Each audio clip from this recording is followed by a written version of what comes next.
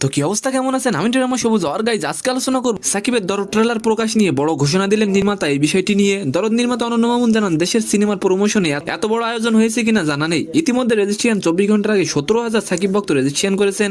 28 জানুয়ারি পর্যন্ত রেজিস্ট্রিয়ান চলবে। অনন্য মামুন বলেন, দরদ যে মানের সিনেমা সেই হিসাবে আমরা প্রমোশনে কোনো কমতি রাখবো না।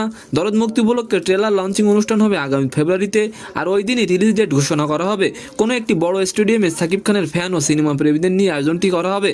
আর এবার আলোচনা করব টম ক্রুজকে টেক্কা দিয়ে বিশ্বজয়ের পথে শাহরুখ খান। এই বিষয়টি নিয়ে ভালসাস 2023 অ্যানুয়াল স্ট্যান্ড অ্যাওয়ার্ডের তালিকায় নাম তুলেছে শাহরুখ খানের পাঠানো জওয়ান মুভি। 2023 সালে বেশি ব্যবসা করা সিনেমার খেতাব জিতেছিল জওয়ান, রানার্স আপের জায়গায় তারই সিনেমা পাঠান। আর এবার বিশ্বের অ্যাকশন প্যাকড সিনেমার তালিকায় দৌড়ে নাম লেখালো পাঠানো জওয়ান। আর একই তালিকায় টম ক্রুজের মিশন ইম্পসিবল এবং কিয়ানু রিভসের জন উইক 4 ছবিও রয়েছে।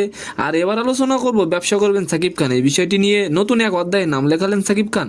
ব্যবসায় নেমেছেন তিনি। রিমাকো হারল্যান্ড নামের প্রতিষ্ঠানের সঙ্গে যুক্ত হয়েছেন তিনি। শনিবার 20 জানুয়ারি এই বিষয় নিয়ে তিনি কথা বলেন। সাকিবের প্রত্যাশা, হারল্যান্ড কোম্পানি লক্ষাধিক মানুষের কর্মসংস্থানের ব্যবস্থা করবে। তো সম্মানিত দর্শক, আজকের ভিডিওটি কেমন লাগলো অবশ্যই কমেন্ট বক্সে জানাবেন। আর ভিডিওটি যদি ভালো লাগে অবশ্যই একটি লাইক দিয়ে আমাদের চ্যানেলটিকে সাবস্ক্রাইব করে দিবেন। ধন্যবাদ।